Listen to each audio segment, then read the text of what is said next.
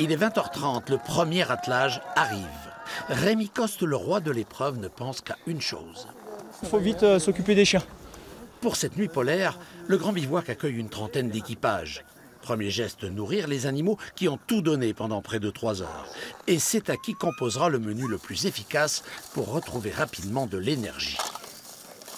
Un peu de maltodextrine pour avoir du sucre, de la viande, des croquettes et du poisson.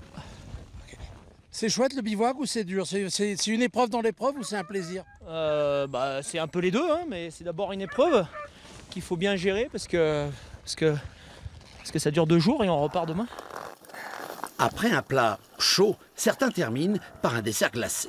Le bivouac sert avant toute chose un moment de partage magique entre les hommes et leurs chiens. Un moment qui parfois peut s'avérer même un peu déroutant. C'est un peu irréel. J'ai du mal à réaliser où je suis et ce que je fais là.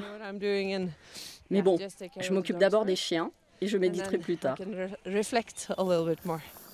Cette nuit, les chiens dorment dehors sur la paille, pendant que les maîtres profitent des tentes mises à leur disposition. Mais ce musher, lui, préfère dormir dans sa propre tente avec ses chiens.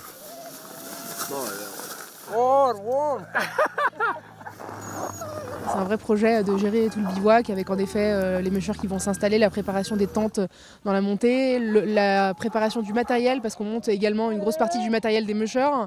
Donc voilà, c'est également la nuit à encadrer avec les vétérinaires, avec l'organisation pour que tout se passe dans de bonnes conditions. Après une fraîche nuit réparatrice, les équipages se lèvent avec le soleil. C'est l'heure du départ. Comme pour les récompenser de ces heures passées à la belle étoile, la nature offre aux compétiteurs le plus beau matin du monde.